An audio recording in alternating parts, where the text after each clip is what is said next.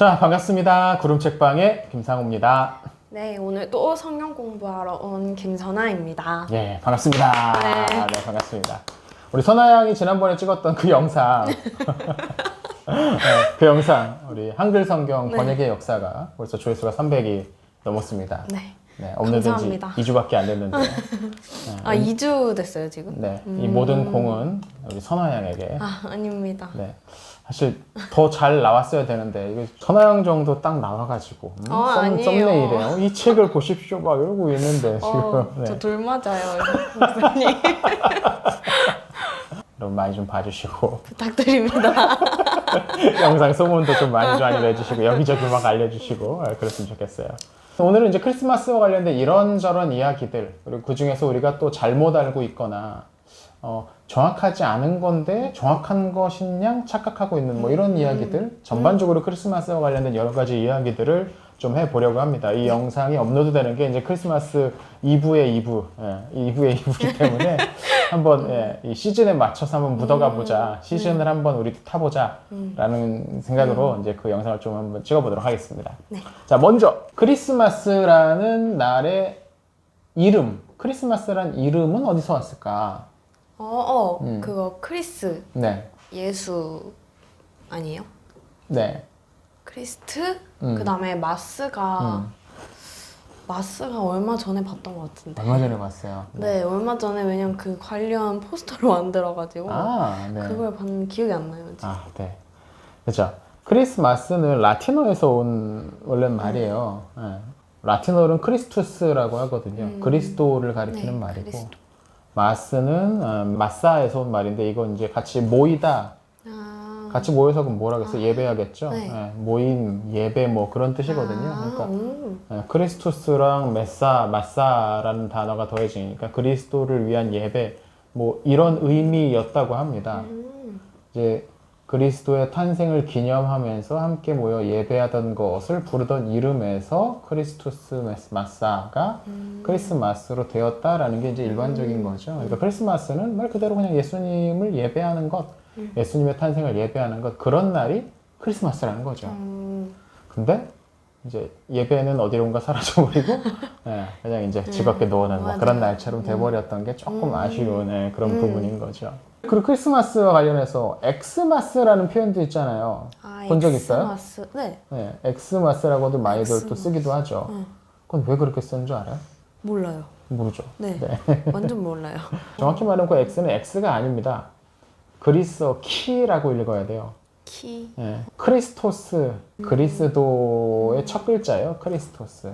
아, 그래서 크리스토스 X. 마스. 그래서 크리스마스를 가리키는 거죠. 엑스마스. 원래는 그것도 크리스마스라고 읽어야 되는데 요새는 외국에서도 그냥 엑스마스라고도 많이 읽는다고 하더라고요. 그렇습니다. 결국 줄임말이었네요. 그렇습니다. 자, 그럼 크리스마스는 언젠가요? 25일, 12월 네. 25일이요. 크리스마스는 12월 25일입니다. 네. 예수님이 12월 25일에 태어났다는 걸까요? 이제 저희가 통상적으로 알기에는 25일이 맞는데 네. 이렇게 물어보시는 거 보면 아닌 것 같아요. 눈치가 그렇습니다. 그 자료를 좀 찾아보니까 1세기에 안티오키아라고 그 소아시아가 딱 꺾여지는 이 부분, 네. 여기가 안티오키아라는 곳이에요. 성경에 또 이 도시가 나와요. 아, 진짜요? 네. 안디오기, 여기 아, 안티오키아입니다. 안디옥. 네, 이름이 거기 왔어요. 안티오키아. 이 안티오키아의 주교였던 그 지역에 있던 교회에서 가장 높은 분이었던 에보디우스라는 분이 12월 25일을 예수님의 탄생과 연결시켰다는 말이 전해집니다. 근데 그럼 왜 그 사람은 하필이면 12월 25일을 예수님의 탄생과 연결시켰을까? 뭘 근거로 연결시켰을까? 이제 이런 얘기가 있더라고요. 2세기 말부터 예수님이 십자가에 달리신 날을 3월 25일로 사람들이 생각을 해왔대요. 아, 십자가에 달리신 날. 근데 사실 이건 계산하기 쉬워요. 네.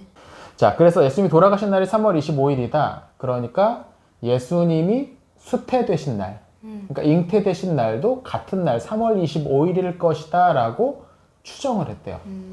이상하죠. 네. 예수님이 돌아가신 날은 3월 25일인 거 뭐 그래 계산해 보니까 그렇다니까 그런가 보다 할 텐데 3월 25일 날 예수님이 수태되셨다라는 건 어떻게 알아? 아무튼 그렇게 3월 25일 날 수태되셨으니까 출생일은 그로부터 9개월 정도 후인 12월 25일이다 라는 계산이 나왔다는 거예요. 근데 그럼 왜 돌아가신 날과 수태되신 날을 같게 봤을까? 네. 약간 그 의문이잖아요. 네. 옛날 사람들은 특히 고대 로마인들은 태어난 날 생일을 그렇게 중요하게 생각하지 않았대요. 그래서 황제들 같은 경우도 며칠 날 태어났는지 생일을 알 수 없는 사람들이 있을 정도래. 근데 왜 그랬을까? 뭐 이건 자료 찾다가 나온 건 아닌데 그래도 추측을 해보면 워낙에 이 영유아 사망률이 높았던 시대이기 때문에 언제 태어났는지 일일이 다 기억해서 그걸 뭐 기념하고 하는 것보다는 어느 정도 크고 나면 그 사람이 뭐 언제 성년이 되는 뭐 이런 것들을 기념하는 게 조금 더 중요하지 않았을까라고 이제 추측을 해볼 수가 있어요. 그래서 아무튼 이럴 경우에 생일이 언제인지 기록되지 않은 사람들은 공문서에다가 보통 어떻게 이제 쓰냐면은 그 사람이 사망일을 출생일로 기록했었대요. 아, 똑같이요? 네. 근데 예수님은 그건 또 아니야 또. 출생일을 3월 25일로 본 게 아니라 수태일을 그 정도로 봤다. 그러니까 뭔가 여기서 어떤 약간 좀 미심쩍은 계산을 아마 했던 것 같아요. 아우구스티누스라고 유명한 기독교 초기 학자분이 계시는데 그분도 3월 25일에서 12월 25일 요 임신 기간 요것과 관련해서 그런 내용들이 있다라는 기록을 책으로 남겼다고 하더라고요. 그러니까 무슨 말이냐면 12월 25일을 예수님의 출생으로 기념하기 시작했던 건 기독교가 로마의 공식적인 종교가 되기 이전부터 2세기니까. 네. 왜냐면 그런 설명이 있어요. 그 모 이단에서 콘스탄티누스 황제가 기독교를 공인을 하면서 태양의 날인 12월 25일 날을 그리스도의 탄생일로 정하라고 했다. 12월 25일은 원래 태양신 출생한 날 기념하는 축제 날인데 그거를 크리스마스로 바꾼 거다. 뭐 그렇게 주장하는 사람들이 일부 있어요. 근데 역사적으로 보면 그건 틀린 이야기인 거죠. 왜냐면 방금도 봤지만 이미 한 1세기, 2세기경부터 예수님의 출생을 12월 25일 뭐 그 경우로 근데 이미 그런 전통이 있었고 나중에 313년에 콘스탄티누스가 기독교를 공인하고 그로부터 몇 년 후에 그 날은 그리스도를 기념하는 날이니까 태양의 날은 쉬어라. 뭐 이런 식의 기념하라 이런 식의 이야기가 나중에 나왔다는 거죠. 그 왜 이 12월 25일이 태양의 날이냐? 12월 21일 2일쯤이 동지예요. 아, 동지가 어떤 날인지 알아요? 팥죽 먹는 날인가? 맞죠. 팥죽 먹는 날이죠. 왜 팥죽을 먹을까요? 너무 추워서? 그쵸. 춥기도 하죠. 그때 좀 춥기도 하죠. 참고로 제 생일은 하지입니다. 그 정확히 반대편에 있는 게 동지입니다. 하지는 1년 중에 낮이 제일 긴 날. 아, 그래서 선생님이 오늘은 해가 왜 이렇게 안 지지? 그럼 책방 생신이시구나. 그렇게 이렇게. 하면 되는 거죠. 1년 중 낮이 제일 긴 날이 오, 동지가 12월 22일쯤이에요. 가끔 21일이 되고 그때는 밤이 제일 긴 날이에요. 1년 중에. 오. 팥죽을 먹는 이유도 그래요. 밤이 되면 온갖 그 귀신들, 잡것들이 도깨비 이런 거 돌아다니기 때문에 밤이 길잖아요. 그러니까 그래서 팥죽을 팥을 먹는 싫어하니까 팥을 먹으면 가까이 오지 못한다. 뭐 귀여운 것 같아요. 되게 이런 발상이. 그래요. 자기가 더 귀여워요. 감사합니다. 네. 아무튼 그런 날. 근데 이제 그 날이 이제 동지가 지났잖아요. 12월 22일쯤이 동지니까 네. 한 23일쯤 되면은 확실히 낮이 짧아졌구나 이제 느끼게 되잖아요. 태양신이 승리하고 있구나. 이런 기념을 하면서 12월 25일쯤을 태양신의 날 뭐 그런 날이라고 생각을 했었고 그냥 그 날을 그렇게 불렀다는 거죠. 태양신의 날이라고. 그냥 그 날의 이름이 사람들이 그 날을 가리키는데 12월 25일이라고 부르지 않았다고. 그 날을 태양신의 날이라고 불렀으니까 그 날을 그렇게 바꾸자라고 했던 것 같아요. 그리고 만약 그렇지 않더라도 태양신을 기념하는 날이 그리스도를 기념하는 날로 바뀌었다. 나쁠 게 뭐 있나? 어차피 정확한 날짜가 기록되어 있는 것도 아니니까. 근데 또 재밌는 게 있어요. 12월 25일을 모든 교회가 크리스마스로 지키는 게 아니에요. 오, 진짜요? 네. 어떤 교회는 1월 7일을 크리스마스로 기념을 하기도 합니다. 왜요? 왜 그럴까? 이건 그 초기에 예수님 당시에 사람들이 쓰던 달력하고 네. 오늘날 사람들이 쓰고 있는 달력이 달라요. 옛날에 처음에 이렇게 쓰고 있던 달력은 율리우스력이라고 카이사르라는 사람이 기존에 있던 달력을 개혁을 해가지고 딱 만든 거예요. 근데 이렇게 딱 만들었더니 이게 실제로 지구가 태양을 한 바퀴 도는 게 1년이잖아요. 네. 근데 이 율리우스력으로 계산을 했는데 옛날 있던 달력보다 훨씬 좋아졌어. 옛날은 막 몇 달씩 틀리기도 했으니까 실제 계절 변하는 거라. 근데 이것도 역시 그거 실제로 태양을 한 바퀴 도는 것보다 지구가 도는 것보다 11분 정도 더 길대요. 한 해를 계산하는 게. 네. 11분이 길대. 그러니까 11분이 기니까 이게 11분이 1년에 11분씩 늘어나는 거예요. 2년째가 되면 22분이 늘어나고 3년이 되면 33분이 늘어나는 거죠. 네. 이게 128년이 지나면 하루가 늘어나게 돼. 실제 달력보다. 달력이 더 길어졌다는 말은 뭐예요? 실제 계절보다 달력이 더 늦게 간다는 거죠.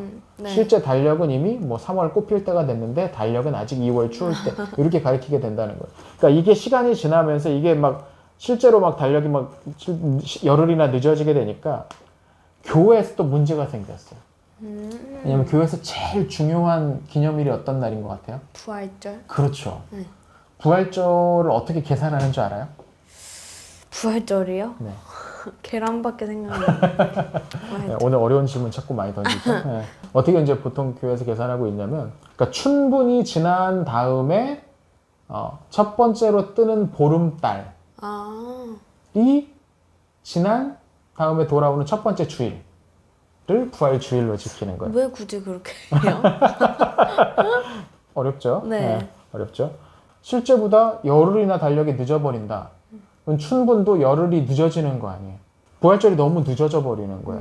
원래 아무리 계산을 해봐도. 이게 좀 문제가 됐던 거죠. 그래서 이거 우리 달력을 다시 한번 좀 정리를 해야겠다 싶어가지고 교황 중에 그레고리우스 13세라는 사람이 있었는데 이분이 당시 쓰던 달력 중에 지금 열흘이 늘어났으니까 올해 10월은 열흘이 없어.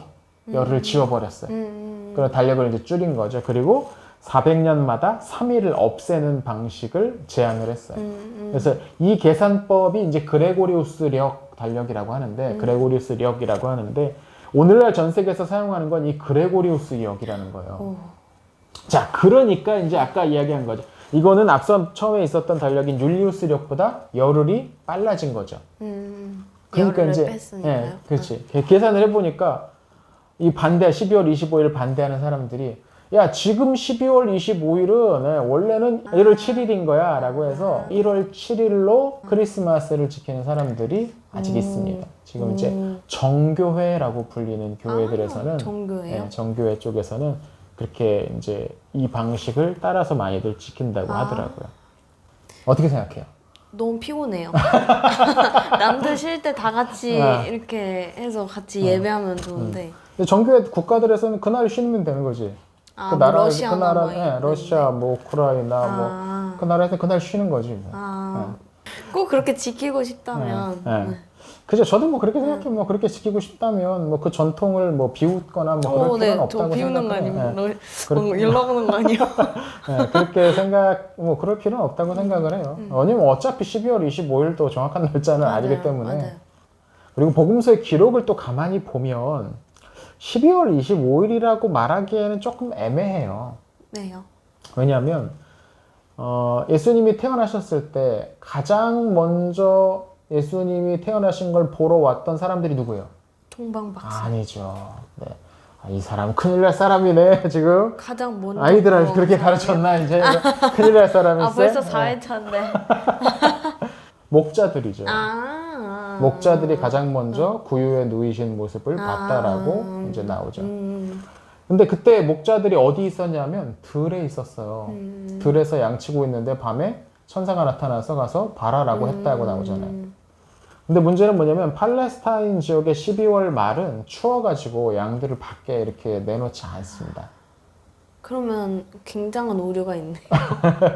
근데 뭐 언제가 크리스마스 정확한 날짜, 예수님 언제 태어나신 정확한 날짜인지를 아는 게 뭐가 그렇게 중요한가? 그냥 한 날을 지정해가지고 이날 우리 예수님의 출생을 기념하자라고 했으면 뭐 그냥 그 정도 의미로 충분하지 않? 저는 뭐 그렇게 생각합니다. 저도 동감합니다. 완전.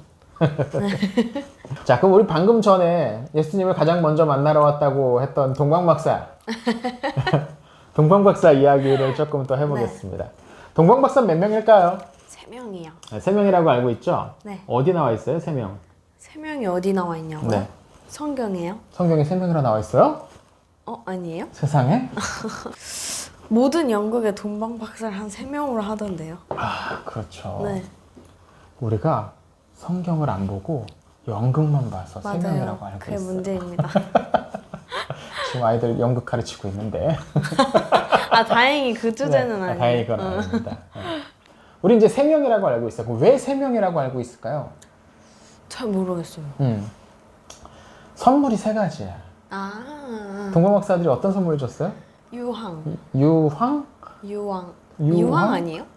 유향. 유향. 네, 유황은 네, 아주 독성이 있는 유향.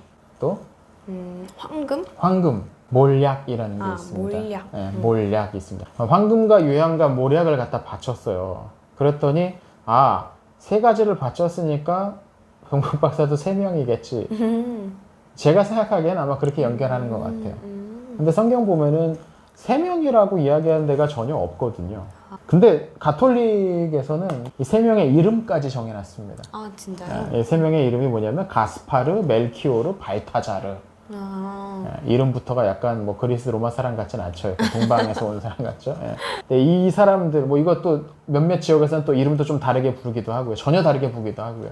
가톨릭에서는 그래서 이 3명을 성인으로 지정해서 공경하기까지 합니다. 각각을 공경하는 날짜까지도 있고요. 근데 이 사람들이 누군지 정체가 정경에도 정확하게 나오지 않는다는 걸 생각해 보면 조금 약간 좀 과장스러운 성인으로까지 누군지 그렇죠. 실존 인물인지도 모르는데 그 이름도 어디도 나오지도 않는데 뭐 그런 것들. 일부에서는 이 동방박사들이 동방에서 온 왕이라고 보기도 합니다. 왜 왕이라고 보느냐? 성경에 이런 구절이 있어요. 시편 72편 10절인데 이건 우리 선아양이 한번 읽어줍시다. 네. 다시스와 섬의 왕들이 조공을 바치며 스바와 시바 왕들이 예물을 드리리로다. 네. 어떤 사람들이 이 구절을 왕들이- 가만히 보니까 이건 동방박사들에 관한 이야기다 싶어가지고 야, 왕들이 와서 바친다는 이 구절이 실현된 거다.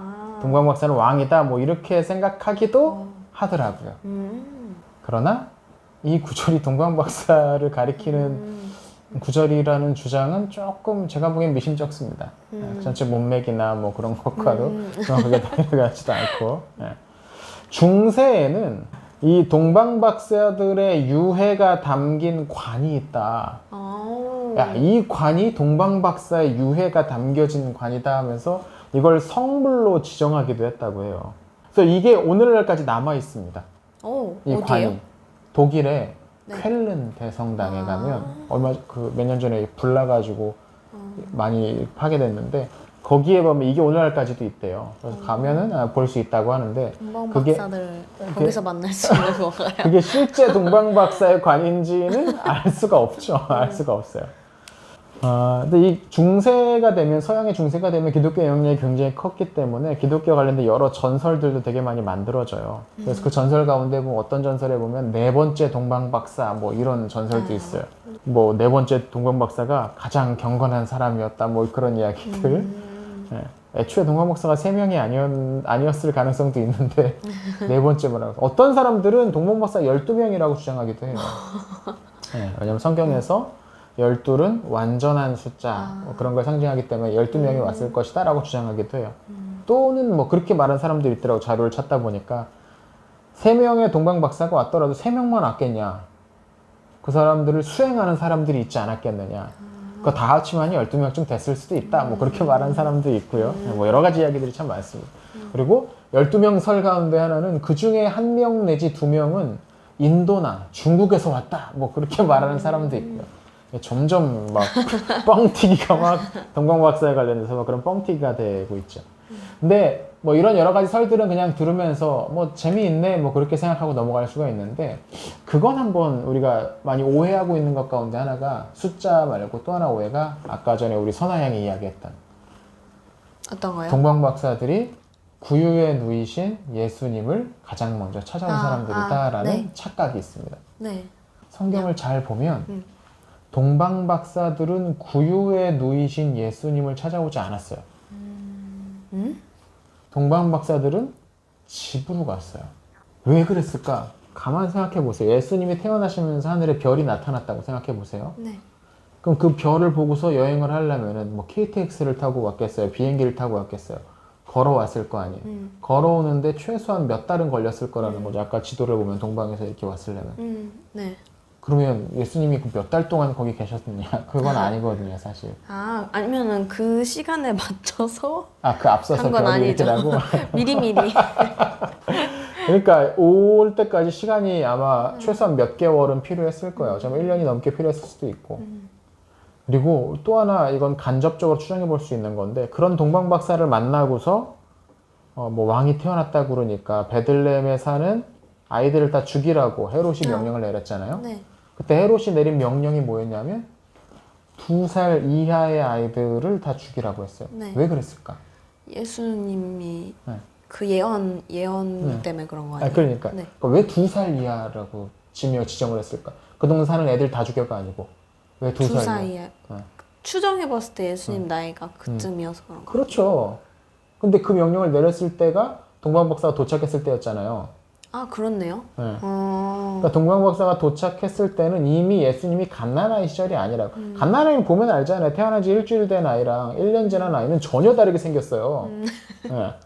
1년만 지나도 애가 우람해요. 점점 엄청나게 커져서 이 갓난아이 전혀 다르거든요. 그러니까 예수님이 태어나셨을 때 바로 도착한 게 아니고 동방 박사들은 그 이후에 한참 후에 적어도 어쩌면 1년 이후에 그래서 예수님이 1살 이상 지났을 때 커졌을 때 그때 찾아왔어요. 그러니까 성경을 자세하게 읽어보시면 동방 박사들은 구유에 누이신 예수님을 찾아오지 않았습니다.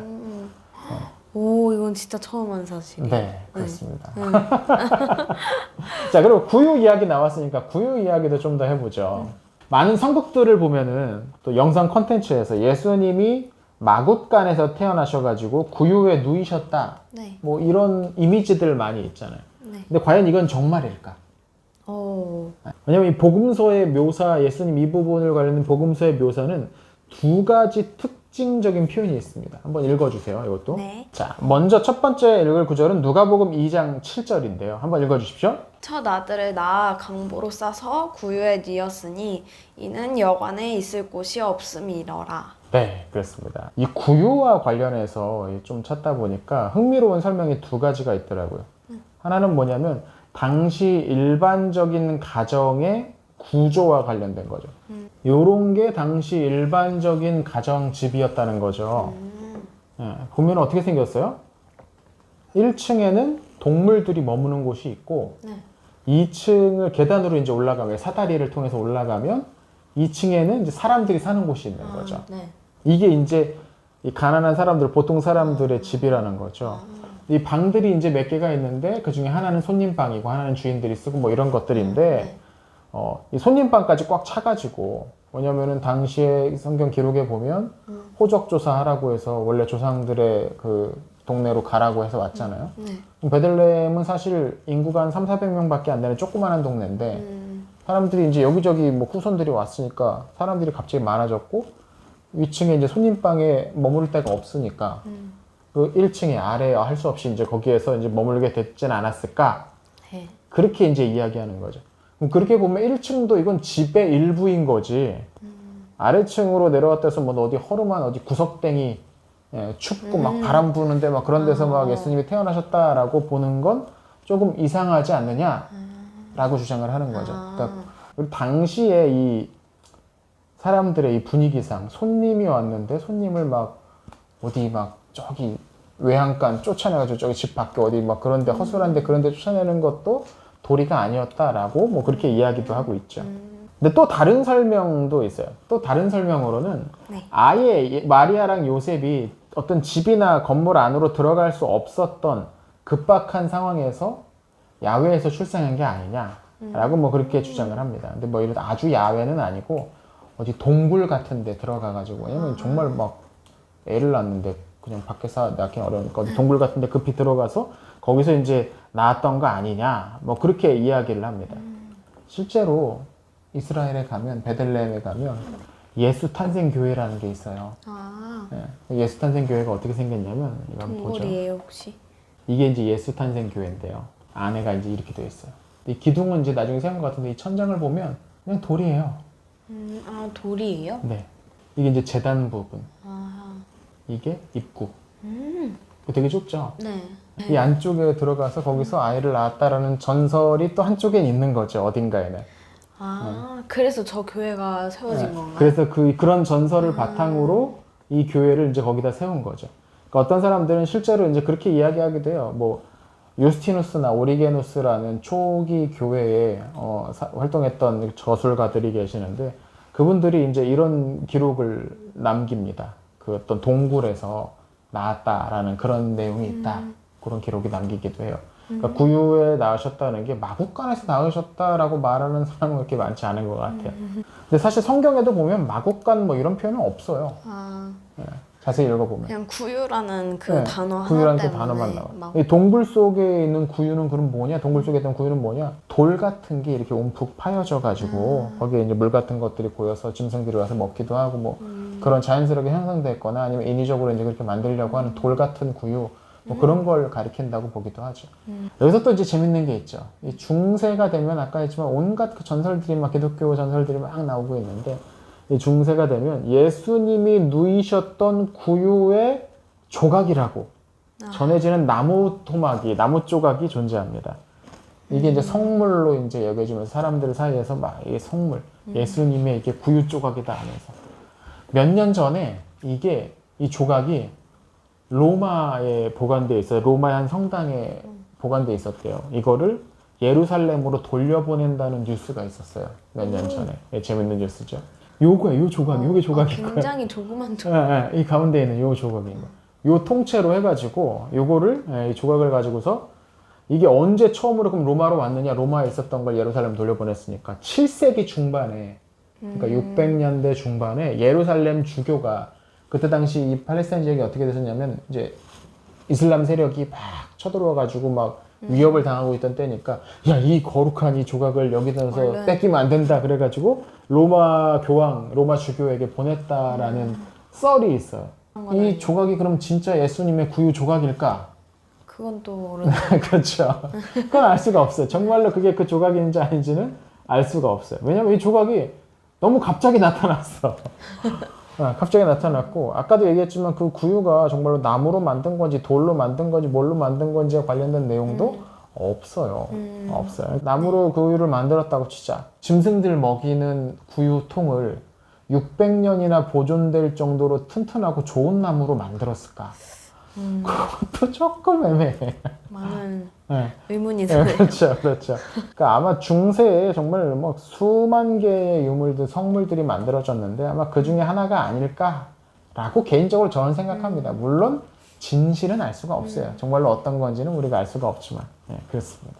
자, 그럼 또 다른 이야기 한번 또 해보죠. 크리스마스가 되면 가장 눈에 띄는 조형물이 있는데 이게 바로 트리. 크리스마스 트리죠. 네. 지금 우리 촬영하는 이 공간에도 크리스마스 트리가 2개가 있는데. 저기요? 음. 하나 더. 아니 미니가 있네요. 저 네, 뒤에. 바로 뒤에 있죠. 네, 그렇습니다. 한번 갖고 와볼까요? 네, 아이고. 네, 그렇습니다. 좋습니다. 크리스마스 트리입니다. 네. 짠. 이 크리스마스 트리는 어디서 나온 걸까요? 크리스마스 트리가 성경에 나오나요? 나와요? 안 나옵니다. 응. 크리스마스 트리와 관련된 이야기 성경에 나오지 않습니다. 어떤 사람들은 또 이게 나무를 신성하게 숭배했던 고대 이교도들의 관습에서 온 것이다라고 주장하기도 합니다. 예를 들면 뭐 고대 이집트나 바벨론 지역에 나무를 막 장식하는 그런 풍습이 있었다. 기독교가 거기서 가져온 거다라고 주장하기도 하죠. 근데 이런 주장들은 주장하기는 쉬워요. 근데 증명하기는 어려워. 고대 이교도들에게 나무를 숭배하는 전통이 있었다. 오케이. 뭐 근데 그게 크리스마스로 이어졌다. 이 주장은 두 번째 주장은 첫 번째 주장에서 자연스럽게 나오는 게 아니거든요. 그게 크리스마스 트리로 이어졌다라는 걸 입증을 하려면 증거를 제시를 해야 돼요. 근데 그런 증거는 없어요. 또 다른 전설도 있습니다. 8세기경에 700년도죠. 700년대에 영국 출신의 보니파티우스라는 선교사가 독일 지역으로 넘어가서 선교를 하고 있었는데 그때 그 독일 지역에서 사는 사람들이 그 동네에서 섬기던 가장 최고 신의 이름이 뭐였냐면 오딘이었습니다. 그 오딘에게 사람들이 사람을 제물로 바치는 관습이 있었대요. 근데 이걸 보니파티 선교사가 와가지고 이걸 보니까 이 말도 안 되는 이야기를 하고 있어 하면서 이 나무 따위에 무슨 힘이 있는 게 아니다 해가지고 도끼를 갖다가 나무를 잘라가지고 이거 집에 가져가. 그게 틀이었대요. 상관없어. 이거 얘도 이 나무가 당신들을 뭐 해코지하거나 그렇게 못해. 그래서 이걸 가져가가지고 예수님의 탄생을 기념하고 지켜라 라고 나무를 잘라가지고 줬는데 그게 트리의 기원이 됐다라는 썰도 있습니다. 이게 8세기 썰이 그런 한 썰이죠. 근데 또 다른 썰도 있어요. 이번에는 마르틴 루터가 등장을 합니다. 마르틴 루터는 아나요? 네, 알죠. 네, 종교개혁자. 네. 저희 청년부 네. 종교개혁 5주 동안 배웠어요. 아, 진짜. 이 마르틴 루터가 크리스마스 전날 밤에 이브죠. 동네를 이렇게 한 바퀴 산책을 하고 있었대요. 산책 좋아해요? 네. 이제 밤에 이렇게 산책을 하고 있었대요. 근데 독일 지역이 숲이 엄청나게 빽빽했어요. 이 당시만 하더라도. 들어가면 뭐 정말 하늘이 어둡게 보이는 그런 숲을 이제 빽빽하게 이제 산책을 했는데 그날따라 저기 하늘에서 달빛이 너무 환하게 비치더래. 그래서 이 나무 뾰족뾰족한 그때 이제 추운 동네 뾰족뾰족한 나무들을 탁 비치는 그 모습을 탁 보면서 마르틴 루터가 생각을 했다는 거죠. 하나님의 빛을 받으면 어두웠던 인간도 이렇게 밝게 빛나게 되지 라는 깨달음을 얻었대요. 그래서 그 나무 한 그루를 베어다가 집에 가져다 놓고 장식을 하면서 자기의 깨달음을 사람들에게 전했기 시작했고 거기에서 크리스마스 트리가 시작됐다. 뭐 이렇게 되면 1500년대 후반까지도 좀 늦춰지게 되죠. 트리의 시작이 좀 더 늦춰지게 되죠. 뭐 그런 썰들이 여러 가지 썰들이 있습니다. 어떤 썰이 맞느냐? 알 수 없죠. 언젠가부터 시작이 됐어요. 언젠가부터 시작이 됐는데 이제 그게 오늘날까지 이제 이어지고 이렇게 트리로 이어지게 된 거죠. 네. 근데 크리스마스 트리가 성경에 나오는 게 아니니까 우리는 그거를 장식하면 안 될까요? 어떻게 그것도 생각해요? 아니라고 생각해요. 왜요? 성경에 우리 나오지도 않는. 모든 삶이 다 성경에 나와 있는 건 아니잖아요. 이렇게 우리가 나무를 숭배하려고 세워두는 건 아니니까 나쁘지 않다고 생각해요. 그렇습니다. 근데 실제로 그렇게 말하는 사람들이 있어요. 이거는 우상이다. 나무를 세워놓는 건 우상이다 라고 주장하는 사람들도 존재하죠. 약간 호들갑스러운 가장 내가 어떤 것이든지 방금 이야기했던 뭐 세 가지 썰 중에 어떤 거든지 이 트리에다가 어떤 의미를 담아가지고 얼마든지 새롭게 사용할 수가 있는 거죠. 그걸 이방인들이 사용했고 이교도들이 뭐 가지고 있던 거라서 우리가 사용하면 안 된다, 따라하면 안 된다라고 하는 거는 좀 웃기는 얘기입니다. 그러니까 중요한 건 이걸 이교도들 믿지 않는 사람들이 사용했었느냐 아니냐가 아니라 그것에 어떤 의미를 담아서 지금 우리가 사용하고 있느냐 뭐 그게 훨씬 더 중요하겠죠. 자, 오늘 이렇게 크리스마스와 관련해서 이런저런 이야기들을 많이 좀 배워봤는데요. 네. 가장 기억에 남는 거 인상적인 게 있나요? 가장 인상적인 거는 결국에는 저희가 너무 이렇게 알고 싶으니까 주님에 대해서 그러다 보면은 결국 본질을 놓치게 되는 것 같아요. 결국에는 우리들 위해서 예수님을 보내주신 날을 저희가 기념하는 게 맞지 않나 라는 생각이 조금 들고 이제 다가오는 예수님의 생일을 다들 기쁘게 맞이했으면 좋겠다. 물론 그게 진짜 날은 아닐 수도 있겠지만 했으면 좋겠다라는 생각이 듭니다. 네, 그렇습니다. 선아양 생일은? 저는 11월 이미 지났습니다. 아, 네. 네. 안타깝네요. 네. 네, 오늘 영상은 여기서 마치겠습니다. 여러분 모두 즐거운 성탄절 보내시기 바랍니다. 메리 크리스마스! 메리 크리스마스!